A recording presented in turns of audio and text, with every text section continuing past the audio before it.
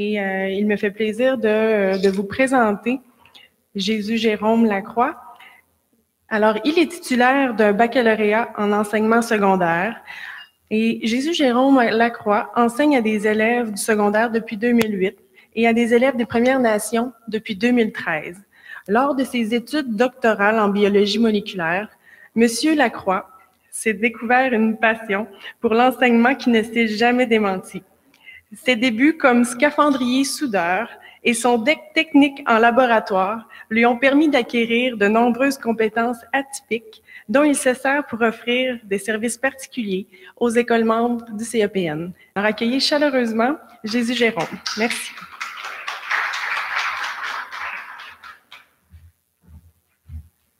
Bonjour, oui, merci Mira. Ce qu'elle a oublié de dire, c'est que j'ai aussi un deck en art plastique. OK. Au CEPN, on a eu la chance dernièrement de faire un partenariat très intéressant avec le Centre de justice de proximité de la Ville de Québec. Ils nous ont demandé de construire des capsules juridiques d'information pour les peuples autochtones, puis adaptées aussi à leur culture. Dans le fond, c'était les questions les plus fréquentes qu'on leur posait. Par exemple, c'était quoi la différence entre le droit autochtone, le droit alloctone? Est-ce que les règles provinciales s'appliquent sur les réserves et des trucs comme ça? Alors, on a choisi 10 thèmes. Éventuellement, on pourra en faire plus. Mais on s'est concentré sur 10 thèmes particuliers qui revenaient régulièrement pour les communautés. Alors, on a commencé par faire une capsule sur l'introduction à qu'est-ce que c'est le droit autochtone. Nous avons fait les capsules en français et en anglais. On a construit aussi des pamphlets informatifs où toute l'information est résumée. Donc, si jamais vous voulez distribuer l'information, on a des pamphlets que j'ai déposés à côté de la photocopieuse. Il y en a aussi une quantité appréciable dans le Café des parents, où je vous invite à passer tout à l'heure en ramasser ou vous renseigner. Vous pourrez les distribuer sur les communautés, vos proches. Et nous avons mis en ligne également des capsules vidéo. Donc, les personnes qui sont moins littéraires, sont moins intéressées par la lecture, pourront aller consulter les vidéos sur Internet, sur la chaîne YouTube du CEPN. On pensait aussi mettre ça sur une adresse Vimeo, juste à rentrer dans le navigateur et y avoir accès. Pour encourager, oui. Les capsules en anglais sont déjà disponibles. Les capsules en français, il me semble qu'elles le sont ou vont l'être très, très, très prochainement dans les prochains jours. Pas de problème. N'hésitez surtout pas à m'interrompre pour me poser des questions, ça va me faire plaisir d'y répondre. Les interrogations que vous avez sur le moment, c'est émotionnel, c'est vif, c'est bon. Si on attend, vous pourriez les oublier. Donc, interrompez-moi, ça va me faire plaisir. Donc, pour promouvoir le passage d'informations dans les communautés, on a décidé de construire des activités pédagogiques et les soumettre aux enseignants. Donc, avec les pamphlets, avec les capsules, nous avons aussi des activités pédagogiques clés en main pour les enseignants. Les enseignants ne sont pas forcés de le faire, mais comme c'est clé en main, c'est facile pour eux d'intégrer à leur enseignement. Et comme c'est directement relié avec la progression des apprentissages du ministère, ils perdent pas de temps. Les compétences que les élèves doivent développer sont développées à travers l'information juridique. Par exemple, en histoire, en éthique et culture religieuse, puis l'autre, c'est en économie, pour bail puis ressources utiles. Donc, juste pour vous donner une idée de à quoi peut ressembler une capsule, on va écouter la première capsule, Introduction aux droits autochtones ensemble.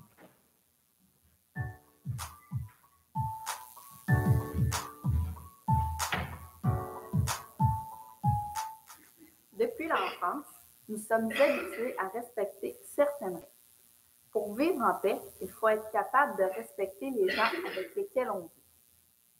Les règles permettent d'établir un climat agréable pour tous. Les règles permettent de savoir comment adapter notre comportement et d'en prévoir les conséquences. Les avocats et les policiers parlent parfois du droit. Savez-vous ce qu'est le droit?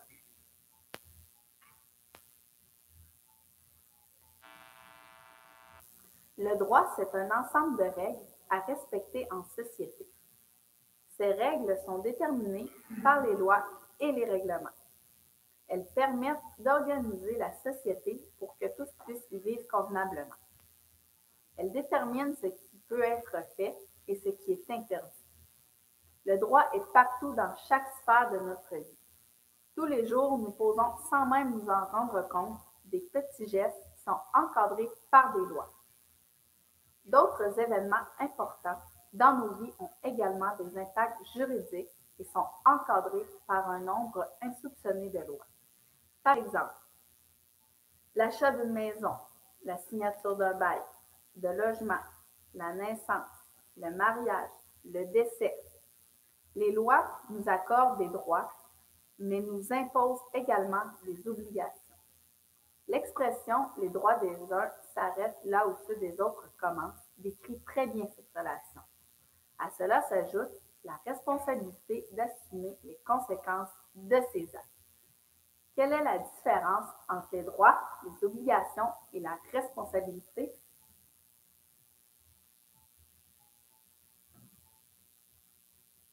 Les droits sont les actions qui sont permises par la loi. Les obligations sont les actions qu'on est obligé de faire. La responsabilité est l'obligation d'assumer les conséquences de nos actes.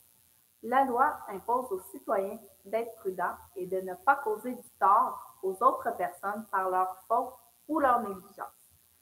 Par exemple, si un homme néglige de déneiger et de déglacer ses marches et qu'une personne se blesse en les empruntant, l'homme pourrait devoir indemniser la personne blessée. Une personne raisonnable entretient convenablement sa propriété pour prévenir les accidents.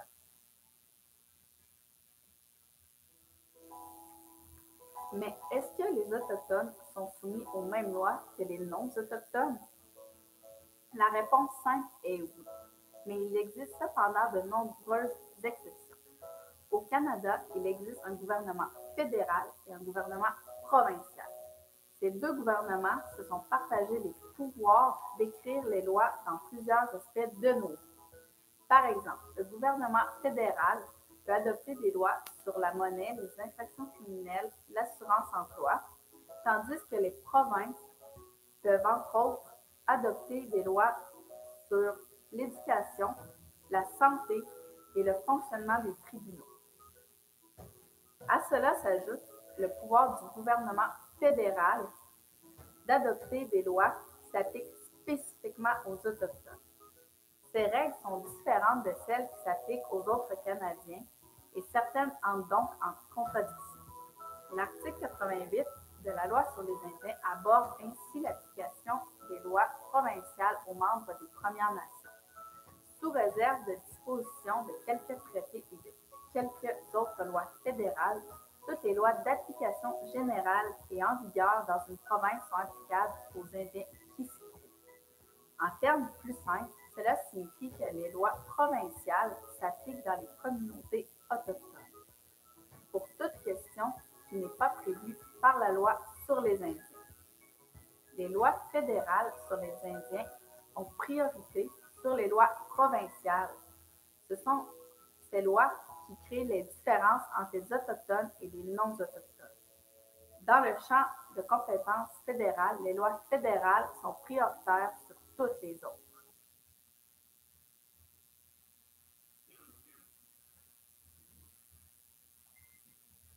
Les lois criminelles sont écrites par le gouvernement. Elles encadrent et visent à punir les comportements les plus inacceptables de notre société, ceux qui vont à l'encontre de nos valeurs fondamentales. Le vol, le vandalisme, les agressions sexuelles, les voies de fait, le meurtre et le trafic de drogue sont des exemples de comportements punis par les lois criminelles. Le droit criminel s'applique de la même façon aux Autochtones qu'aux personnes non autochtones. Les infractions criminelles sont les mêmes pour tout le monde. La capsule sur le vol et le vandalisme traitera davantage de droits criminels. Ce qui diffère pour les Autochtones, dans le cas d'un acte criminel, c'est une modulation différente de la peine qui sera donnée par le juge.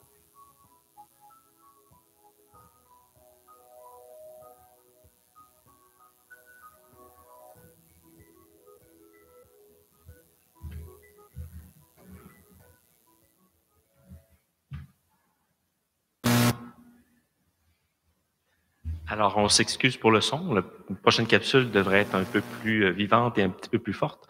On vient de me confirmer que toutes les capsules anglaises et françaises sont sur YouTube, sur la chaîne YouTube du CEPN. Donc, vous pouvez déjà diffuser l'information, diffuser les capsules à qui vous voulez.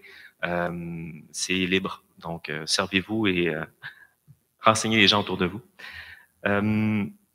Comme vous avez pu voir, c'est pas un acteur spécialiste qui a tourné la vidéo, c'est une élève de CUNA. C'était très important pour nous que ce soit une jeune des Premières Nations pour que les jeunes en classe à qui est adressé le message puissent se reconnaître. Donc, on n'a pas voulu prendre un adulte, on n'a pas voulu prendre un allochtone. Il fallait vraiment que ce soit quelqu'un, un jeune des Premières Nations qui fasse les capsules.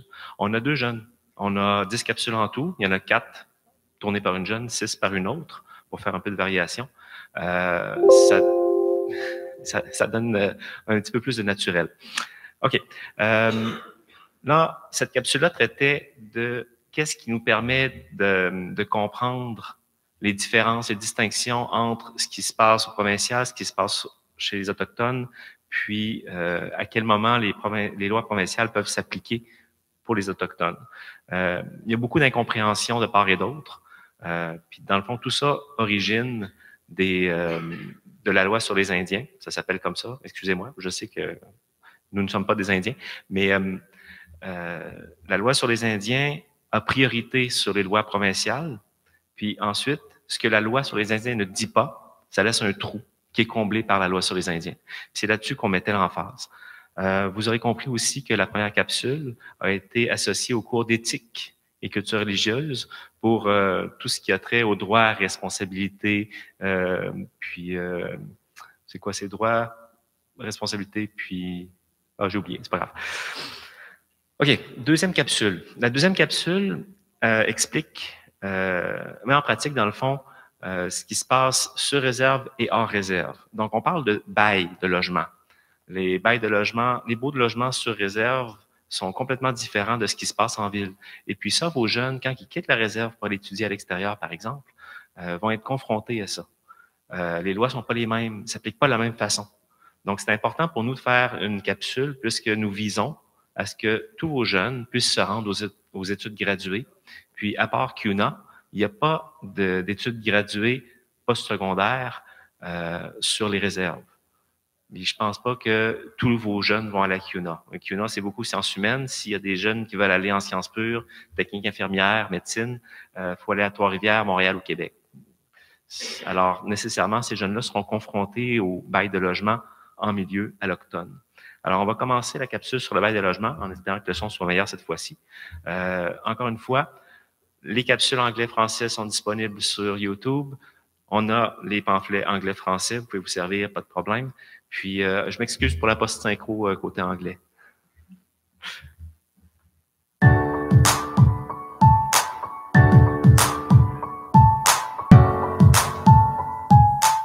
Pour louer un logement, il faut s'entendre avec le propriétaire.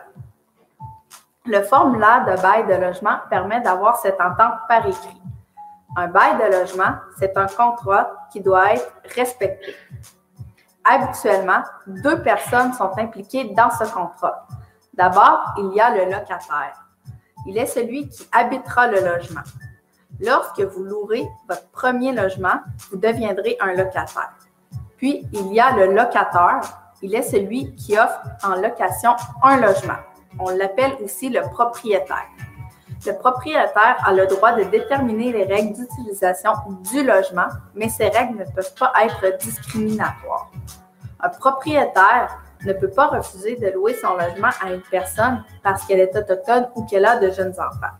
Il doit aussi respecter les règles prévues dans le Code civil du Québec lorsqu'elles sont applicables. Vrai ou faux? Le propriétaire peut refuser que vous ayez un animal de compagnie dans votre appartement.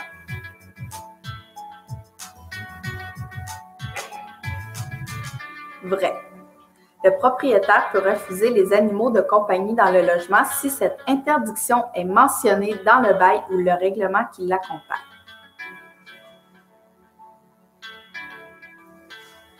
En tant que contrat, le bail a un pouvoir contraignant. Le locataire et le propriétaire sont obligés de respecter ce qui est inscrit en plus de toutes les règles prévues dans le Code civil du Québec lorsqu'elles s'appliquent. Il est donc très important de bien lire les clauses du bail avant de le signer. Le locataire a le droit d'habiter le logement en échange du paiement d'un loyer à une date déterminée dans le bail. Il a droit à la tranquillité, mais il a l'obligation de respecter celle de ses voisins. Le propriétaire a la responsabilité d'effectuer les réparations nécessaires, mais le locataire a la responsabilité de faire l'entretien normal. Le propriétaire a l'obligation de fournir un logement en bon état et salubre, mais le locataire doit le lui rendre dans le même état. Vrai ou faux? Le propriétaire peut exiger un dépôt lors de la signature du bail.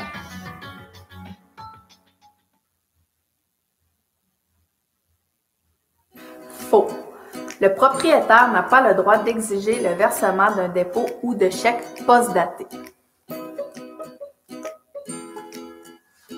Vrai ou faux? Un locataire peut mettre fin à son bail à n'importe quel moment.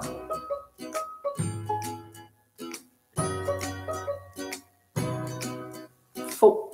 Le bail doit être respecté jusqu'à la fin, mais le locataire peut toujours tenter de s'entendre à l'amiable avec le propriétaire.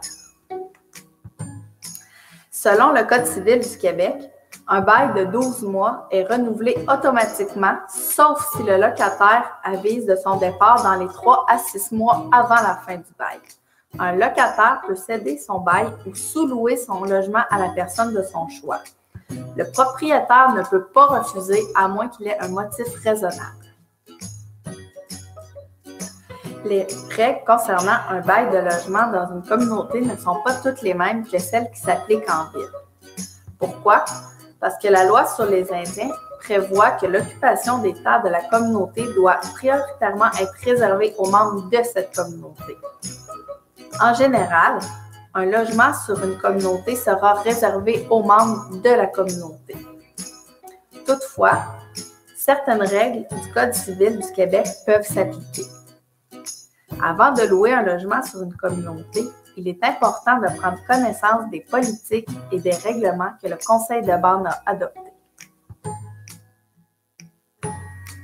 Le bail de logement conclu avec un établissement d'enseignement comme un cégep ou une université obéit à certaines règles spécifiques à ce type de logement.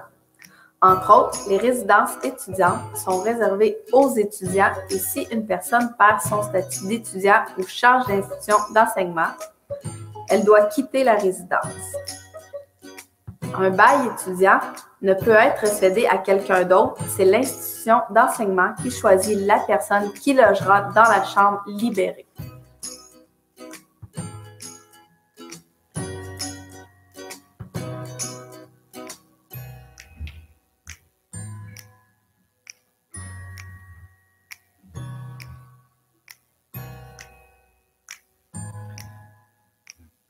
Alors, ça, c'est un exemple d'application directe de ce qui se passe avec la loi sur les Indiens entre les Autochtones et les Allochtones.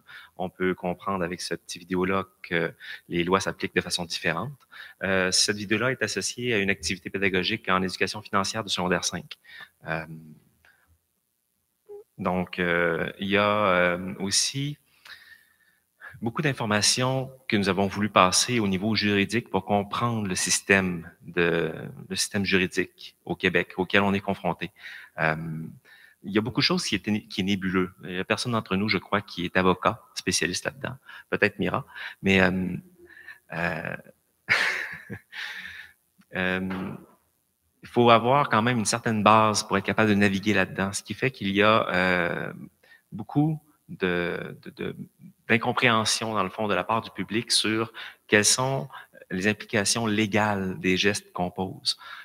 Puis on voulait renseigner les jeunes pour qu'ils soient déjà éduqués, qu'ils sachent comment appréhender le monde qui les entoure, quelles étaient aussi les implications de leurs gestes. Alors, on a créé une petite capsule sur l'intimidation, bullying, qui est utile aussi pour tout ce qui est lutte contre l'intimidation à l'école. Donc, ce sera une capsule qui sera nécessairement réutilisée par les écoles.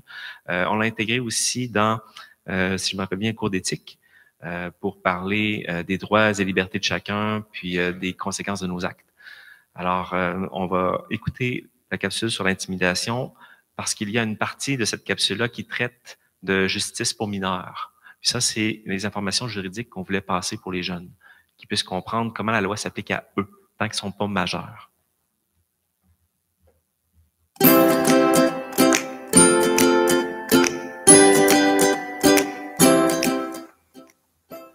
Pour vivre ensemble, chacun doit faire sa part.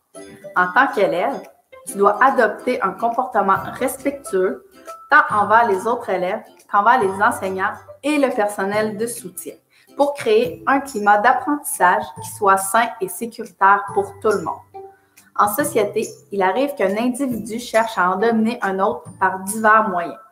Lorsqu'une relation est inégale et que le comportement adopté par l'une des deux personnes crée régulièrement un sentiment de détresse chez l'autre, il s'agit d'intimidation. L'intimidation n'est pas simplement de frapper ou de menacer, elle peut prendre plusieurs formes. L'intimidation peut être physique, par exemple, bousculer, frapper, faire trébucher, enfermer une personne dans un casier ou lui tirer les cheveux. Verbal, par exemple, insulter, menacer un collègue de classe ou faire des remarques sexistes, homophobes ou racistes.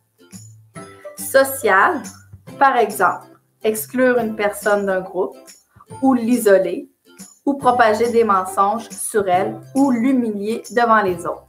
Matériel, par exemple, voler ou vandaliser ses biens.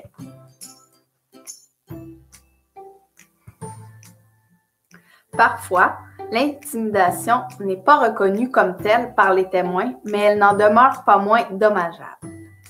Vrai ou faux? Faire des remarques en lien avec l'apparence ou l'orientation sexuelle d'une personne pour faire rire les autres est une blague. Alors, ce n'est pas de l'intimidation.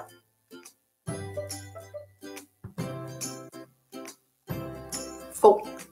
Même si pour toi, c'est une blague, si elle entraîne des conséquences néfastes pour la personne visée par les remarques, alors c'est de l'intimidation. Lorsqu'une personne utilise les médias électroniques pour insulter, menacer, humilier ou en diffamer une autre, il s'agit de cyber-intimidation. Elle peut se produire sur les réseaux sociaux, par message texte, sur un site Internet ou un blog, etc. Le fait d'être derrière un écran ne change rien à la nature des actes, c'est de l'intimidation. La cyber-intimidation sera traitée de la même façon que les autres formes d'intimidation. D'ailleurs, qu'est-ce que la diffamation? La diffamation, c'est le fait d'attaquer la réputation de quelqu'un. En diffamant une personne, on entraîne le mépris des autres. Par exemple, si en propageant des informations sur une personne, les autres s'éloignent d'elle, il peut s'agir de diffamation. C'est l'impact sur la personne qui détermine l'intimidation, pas l'intention. Si j'efface mes messages d'Internet, est-ce que la police peut les retrouver?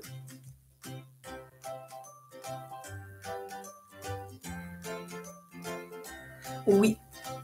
Ce qui est publié sur Internet reste sur Internet et les policiers sont formés pour récupérer des publications effacées.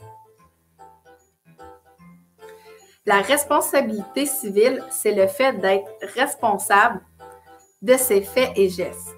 Si ceux-ci causent un tort à une autre personne, l'intimidateur peut être condamné à réparer le tort causé en payant une somme d'argent. Un jeune peut être responsable de ses actes dès qu'il est en mesure de faire la différence entre le bien et le mal, en général vers l'âge de 7 ans.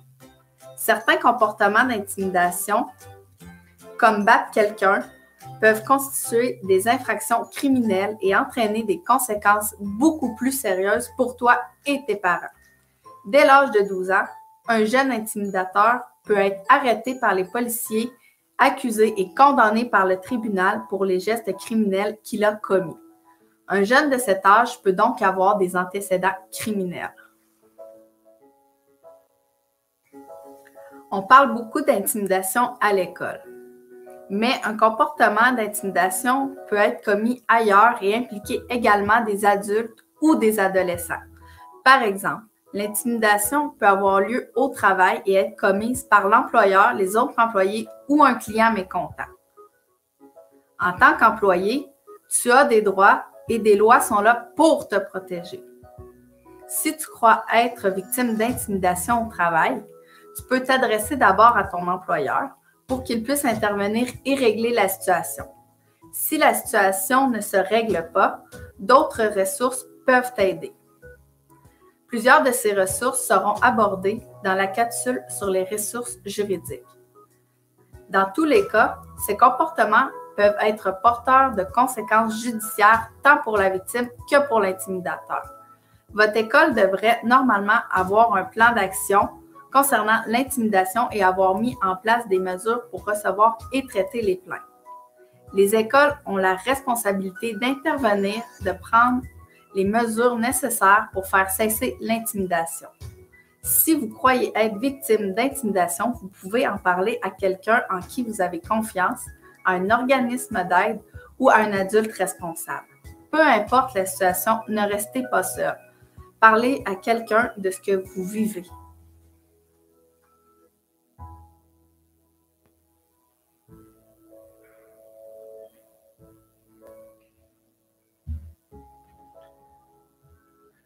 Alors, pour ceux qui ont eu la chance d'assister à l'atelier sur la cyberintimidation de Martin Bertrand hier, ça vous dit quelque chose. Pour les autres, disponible sur YouTube dans 2 semaines environ. Donc, vous pourrez aller vérifier de quoi il était question lors de l'atelier sur la cyberintimidation. Au Café des parents, d'ailleurs, il y a beaucoup d'informations là-dessus. Il y a des pamphlets, il y a aussi des cahiers sur la cyberintimidation. Alors, comme vous avez pu voir, durant les capsules, on fait référence régulièrement aux autres capsules parce qu'il y a certains points qui peuvent être nécessaires d'approfondir un peu plus, qui sont intéressants pour vos jeunes. Donc, on fait juste une référence, puis en changeant de capsule sur YouTube, on peut aller chercher ce qui nous intéresse ou ce qui nous concerne. Donc, l'intimidation, c'était surtout pour faire comprendre à vos jeunes que dès l'âge de 12 ans, ils sont criminellement responsables de leurs actes. Donc, c'est pas vrai que tant que tu n'as pas 18 ans, tu peux faire n'importe quoi et il n'y a pas de problème. Donc, c'était le message qu'on essayait de passer à travers la capsule. L'intimidation, comme je vous ai dit, je crois qu'on l'a associé avec une activité en éthique et culture religieuse. Pour la prochaine capsule, c'est une capsule qu'on a jugée importante pour vous dire, vous n'êtes pas seul face à la loi. Si vous avez des problèmes légaux ou si vous êtes confronté à quelque chose que vous n'êtes pas sûr que c'est correct. Il y a des ressources, pas juste juridiques, mais il y a des ressources qui vous entourent, que vous pouvez faire appel. Puis souvent, ces ressources-là sont méconnues. Donc, cette capsule-là sert à élargir votre réseau. Ça vous permet aussi d'associer les ressources à vos problèmes. Puis, dans le cours d'éducation financière, le nouveau cours de secondaire 5, nous avons fait une activité basée sur « Vous avez tel problème, quelles ressources puis-je consulter? » Donc, le jeune qui fait cette activité-là, qui écoute la capsule, qui consulte les documents, lorsqu'il sort de son cours, il est outillé pour faire face aux injustices qu'il va rencontrer dans sa vie. Donc, c'est la capsule sur les ressources utiles, encore une fois, anglais, français, pamphlet, activités dans leur classe, si le prof le veut bien. Je vais vous inviter à l'écouter, puis à garder en mémoire certaines de ces ressources-là qui pourraient éventuellement vous être utiles à vous.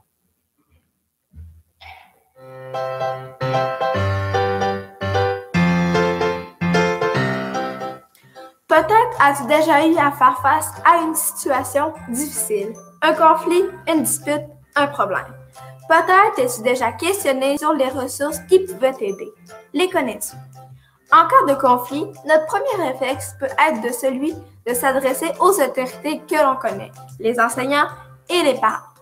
Parfois, ces autorités n'ont pas le pouvoir d'agir et on s'adresse alors à la police et aux tribunaux.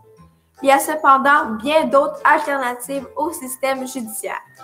Depuis le 1er janvier 2016, tous les citoyens doivent considérer les modes PRD avant de soumettre leurs conflits de nature civile aux tribunaux. Qu'est-ce que c'est le mode PRD? Ce sont les modes de prévention et de règlement des différends. Ce sont des moyens que tu peux utiliser pour tenter de régler un conflit à l'amiable sans passer par les tribunaux. La communication est au cœur de ces moyens. La négociation est en principe très simple. Le site web Éducalois l'explique ainsi. La négociation consiste à discuter avec l'autre pour tenter de trouver un terrain d'entente. La médiation est une forme de négociation où une personne neutre intervient pour faciliter les discussions. Cette personne appelée médiateur joue un rôle actif et vous aide à identifier vos besoins et vos intérêts. Contrairement au processus judiciaire, la médiation et la négociation sont des démarches volontaires. Tout le monde doit être d'accord pour y participer. Elles te permettent de participer à la recherche d'une solution satisfaisante pour toi et pour l'autre personne. Elles te permettent de préserver les liens avec l'autre personne avec qui tu es en conflit. Elles te permettent de trouver une solution rapidement et sans devoir payer les frais d'un avocat. Il existe plusieurs organismes qui peuvent t'informer et t'apporter de l'aide dans toutes les sphères de ta vie. Ces ressources peuvent même parfois te représenter lorsque tu vis des difficultés, c'est-à-dire protéger et défendre tes intérêts. La ROJAC et la SOJAC t'aideront avec les modes PAT. Pour répondre à vos questions sur vos droits comme locataire, vous pouvez consulter le site web La Régie du logement. Pour vous informer sur vos droits comme consommateur, vous pouvez consulter le site web de l'Office de la protection du consommateur. Pour des informations sur vos droits comme employé, sont disponibles sur le site web de la Commission des normes du travail, CNESST. La discrimination est traitée sur le site web de la Commission des droits de la personne. Si vous êtes victime d'actes criminels, vous pouvez contacter le Centre d'aide aux victimes d'actes criminels, le CAVAC, ou consulter son site web. Attention, les conseils de bande ne sont pas soumis aux normes provinciales. Vos droits ne sont pas les mêmes. Dans ce cas, vous devez consulter le site Internet de la Loi canadienne sur les droits de la personne, CCDP, ou le site Internet des normes fédérales du travail, EDSC. Si vous voulez déposer une plainte en lien avec le comportement d'un policier, vous devez contacter le directeur du service de police ou les services parajudiciaires autochtones à ce numéro. Voici deux exemples de situations conflictuelles où l'utilisation des PRD peut t'aider à résoudre ton conflit sans passer par les tribunaux. Tu travailles depuis 2 ans pour le dépanneur du village et tu apprends aujourd'hui que tu es congédié. Tu ne comprends pas et ton employeur ne veut pas te faire part de ses raisons. Quel organisme peut t'aider dans ce conflit avec ton employeur?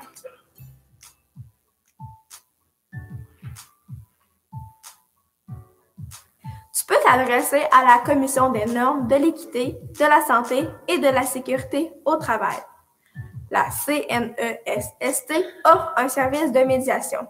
En revanche, un employé du conseil de bande ne peut pas faire appel à la CNESST. Après avoir acheté une console de jeux vidéo sur les petites annonces en ligne, tu constates qu'elle ne fonctionne pas. Le vendeur refuse de te rembourser. Que peux-tu faire pour régler ce conflit autrement qu'en passant par les tribunaux?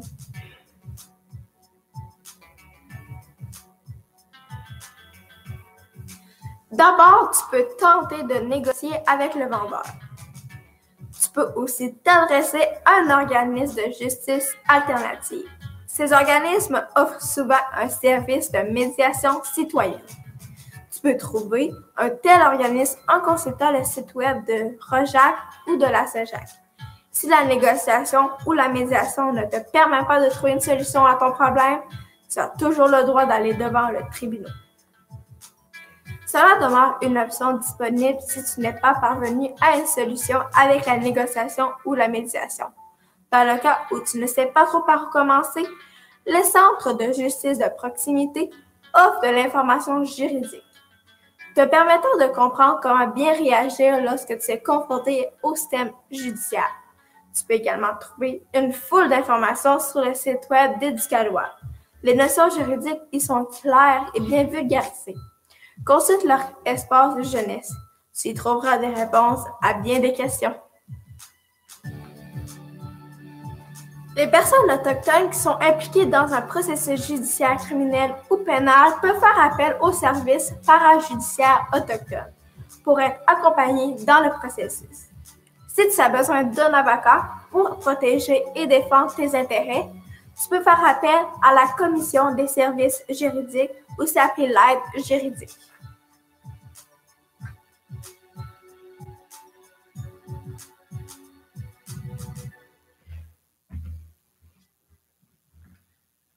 Vous avez vu, il y a eu beaucoup de logos durant la vidéo. C'est très important que ça soit très visuel. Comme ça, l'élève ou l'enfant qui se promène sur la rue, qui surfe sur Internet, lorsqu'il voit le logo, il peut associer la ressource à un problème ou il peut savoir que son réseau existe réellement.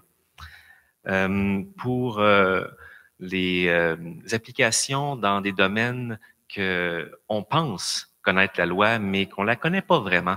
On a construit la capsule juridique sur les véhicules hors route. La plupart des jeunes de vos communautés conduisent un véhicule hors route depuis qu'ils ont 6-8 ans, mais ils connaissent pas nécessairement la loi. Les policiers pourraient les arrêter quand même et demander des pièces justificatives, un permis ou vérifier leur équipement de sécurité. Les jeunes ne sont pas nécessairement au courant de ce qu'ils doivent faire. Donc, c'est une activité qu'ils pratiquent sans nécessairement connaître les lois qui l'encadrent. Donc, on a construit une capsule juridique sur les véhicules hors route. À ce moment-là, c'est les VTT, les quads, motocross et autres véhicules du même genre.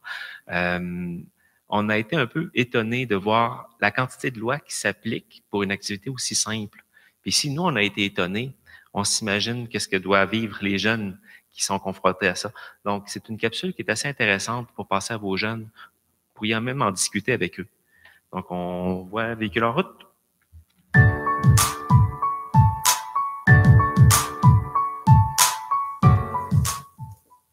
Lorsque l'on parle de véhicules hors route, on fait référence aux motoneiges, aux motocross, aux 4 roues et aux autoquads, aussi appelés véhicules côte à côte. Au Québec, la conduite de ces véhicules est encadrée par un ensemble de règles qui s'appliquent également aux Autochtones et aux non-Autochtones. Un jeune de 16 ou 17 ans qui souhaite conduire une motoneige ou un véhicule hors route doit suivre une formation obligatoire et obtenir un certificat d'aptitude et de connaissance. Ce certificat confirme que le jeune a les connaissances et les habiletés nécessaires pour conduire un véhicule hors route. Avec ce certificat en main, le jeune de 16 ou 17 ans pourra conduire son VTT sur les sentiers uniquement. S'il veut conduire le véhicule sur les chemins publics dans les rares conditions permises, il doit détenir un permis de conduire ou un permis probatoire valide. Cette dernière exigence s'applique aussi aux conducteurs adultes. Vrai ou faux? À partir de l'âge de 16 ans, les jeunes peuvent conduire n'importe quel véhicule hors route.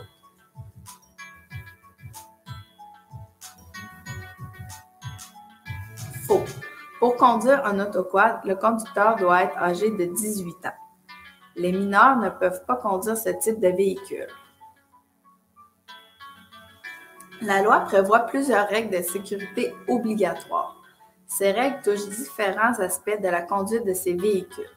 Selon la loi, le conducteur et les personnes à bord d'un véhicule hors route doivent porter des chaussures, un casque qui répond aux normes, des lunettes de sécurité si son casque n'est pas muni d'une visière. Règle générale. Un véhicule hors route, comme les autres types de véhicules, doit être immatriculé. Il faut donc plaquer sa motoneige, son 4 roues ou son motocross, même si ce véhicule n'ira jamais sur une route pavée. Vrai ou faux? Un policier peut vous demander d'ôter votre casque pour lui permettre de l'examiner.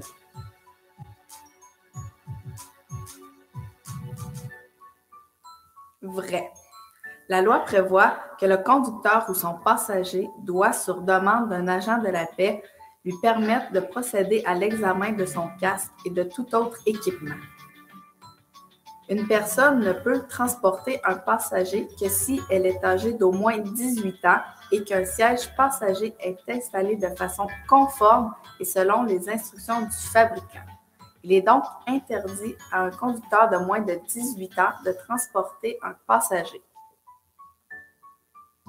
Lorsqu'il circule dans un sentier, le conducteur d'un véhicule hors route doit respecter la signalisation installée, dont les limites de vitesse. La loi prévoit des limites de vitesse maximales. À certains endroits, la limite de vitesse maximale peut être inférieure. La règle est donc de suivre les limites de vitesse indiquées par la signalisation. Quels documents devez-vous avoir sur vous lorsque vous conduisez un véhicule hors route?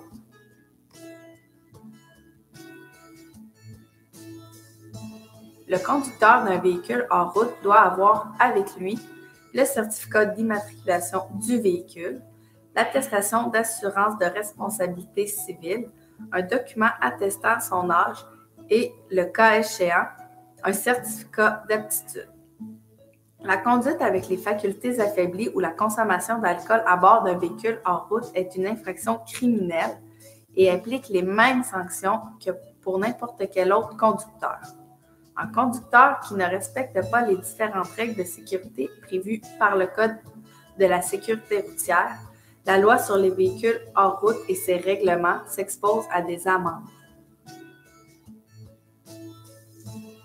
Il est interdit de circuler sur les chemins publics sauf pour traverser la route aux endroits indiqués ou pour rejoindre une station-service située à moins d'1 kilomètre. Dans tous les cas, il est interdit de circuler là où la signalisation l'interdit. La loi prévoit que tout propriétaire d'un véhicule hors route doit détenir une responsabilité civile d'au moins 500 000 $.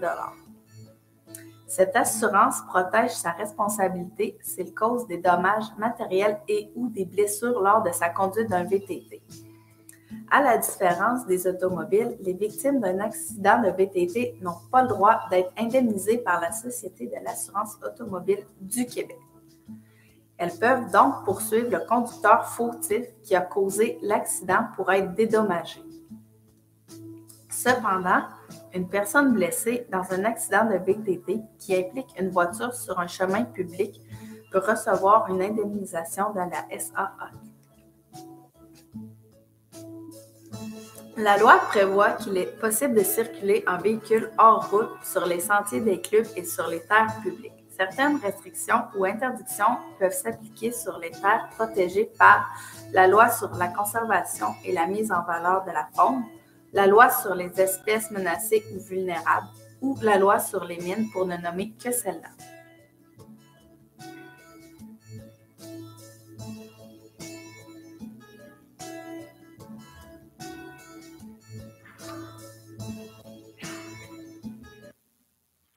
Donc, comme vous pouvez voir, il y a pas mal de lois qui régissent les VTT. C'est un petit peu surprenant quand on le regarde, comme quoi il y a une vitesse maximum, même si c'est pas indiqué nulle part. C'est 70 km/h. Dans les autres capsules qu'on a tournées, on a tourné une autre capsule qui rejoint beaucoup les jeunes, le port d'armes à feu. Donc, une capsule sur les armes à feu. Encore une fois, beaucoup de règles régissent les armes à feu. Vous le savez tous parce que c'est dangereux une arme. Les jeunes peuvent chasser. En particulier les jeunes des Premières Nations, ça fait partie des droits ancestraux, des droits traditionnels. Puis il y a des aménagements dans la loi qui permettent d'avoir un meilleur accès. Puis c'est bien expliqué dans la capsule. C'est important pour nous de pouvoir montrer que la culture autochtone est protégée aussi par la loi sur les Indiens. C'est pas juste restrictif. Il y a aussi une question de protection. Puis on peut s'en servir. Donc, la capsule sur les armes à feu aborde cette question-là selon cet angle-là, l'angle de la protection des droits. Donc, on va l'écouter ensemble.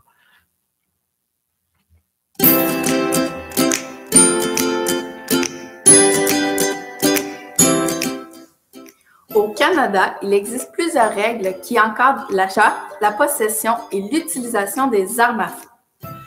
Tous les Canadiens sont soumis à ces règles. Toutefois, il existe le règlement d'adaptation visant les armes à feu des peuples autochtones qui prévoit des règles particulières applicables aux Autochtones. Vrai ou faux? La loi sur les armes à feu ne s'applique pas aux Autochtones.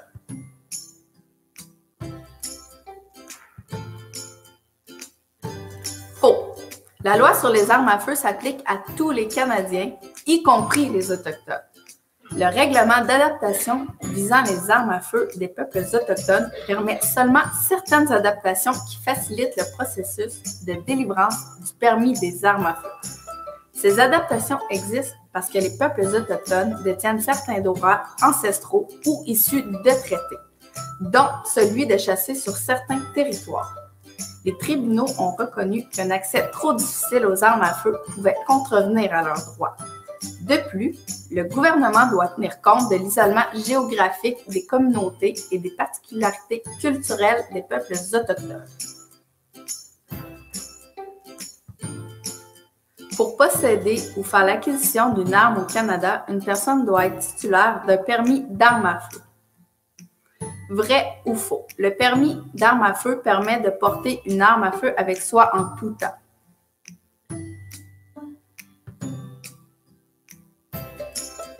Faux. Posséder une arme ne veut pas dire la porter sur soi. Cela veut simplement dire qu'elle vous appartient. Le permis de possession et d'acquisition d'une arme à feu, aussi appelé PPA, est accessible aux personnes âgées de 18 ans et plus. Pour obtenir ce permis, la personne doit suivre et réussir le cours canadien de sécurité dans le maniement des armes à feu. Vrai ou faux? Le permis de possession et d'acquisition a une date d'expiration.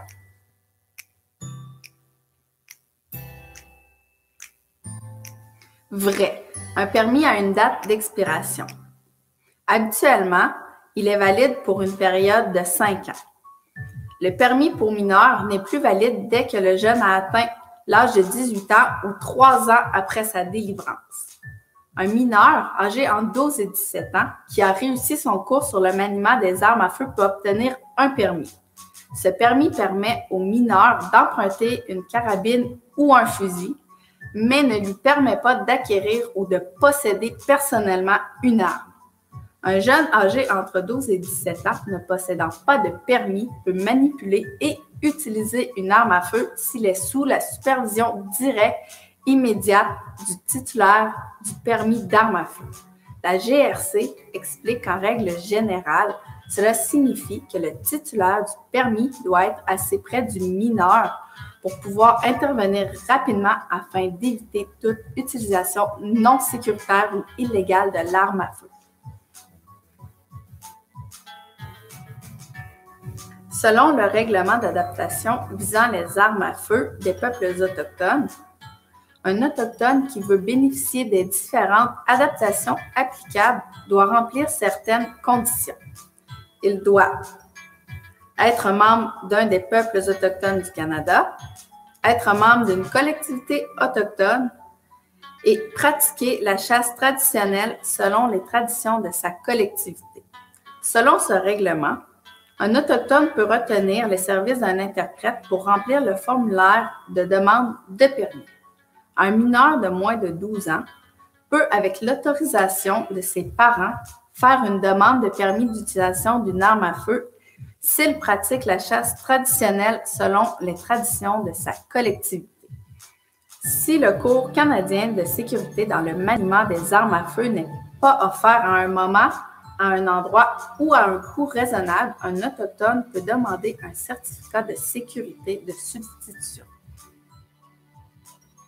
Posséder et manipuler une arme à feu est lourd de responsabilité. Non seulement vous devez respecter les différentes lois et les règlements, mais si vous ne les respectez pas, vous pourriez commettre une infraction criminelle et être accusé et condamné. Une personne commet un acte criminel si elle braque une arme chargée ou non en direction d'une personne, ne détient pas de permis et a en sa possession une arme à feu, ne respecte pas les règles d'entreposage prévues, utilise, manipule ou entrepose une arme à feu de façon négligente ou sans assurer la sécurité des autres. Selon le règlement sur l'entreposage, l'exposition, le transport et le maniement des armes à feu par des particuliers, une personne qui possède une arme à feu doit Entreposer son arme déchargée et verrouillée grâce à un dispositif de sécurité comme un verrou, un câble de sécurité ou être entreposé, par exemple, dans une armoire verrouillée. Les munitions ne doivent pas être gardées près de l'arme à moins d'être dans un contenant lui-même verrouillé. La Gendarmerie royale du Canada rappelle 4 règles essentielles concernant le maniement des armes à feu. Traiter une arme comme si elle était chargée. Pointez toujours l'arme dans une direction sécuritaire. Tenez le doigt éloigné de la détente. Assurez-vous que l'arme ne contient aucune munition.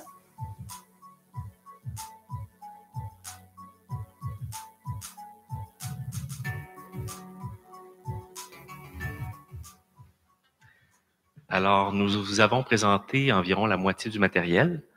On ne vous présentera pas l'autre moitié ici. Je vous encourage à aller l'écouter sur YouTube. Diffusez l'information. Faites-le savoir autour de vous. Parlez-en à vos enfants. Il y a une capsule sur l'autorité parentale aussi qui pourrait vous intéresser personnellement. Les dépliants sont à côté de la photocopieuse juste ici. Il y en a d'autres au Café des parents. Je vous invite à passer au Café des parents, déposer votre petit coupon de participation dans la boîte jaune, puis aussi vérifier qu'est-ce qu'il y a sur les murs. On a déposé plein de dépliants, plein de fascicules d'informations. Pour moi, mon implication ici ce matin, c'était de vous présenter ce qu'on fait pour les capsules juridiques, vous montrer le travail qu'on a fait, puis vous expliquer en quoi ça pouvait vous toucher ou toucher vos jeunes, ou comment on essayait de le passer aussi dans les communautés. J'espère que ce travail vous aura été utile, que vous pourrez vous en servir, ou qui pourra servir à quelqu'un que vous connaissez. C'est pour ça qu'on travaille pour vous. Merci beaucoup, puis je vous souhaite une bonne fin de journée.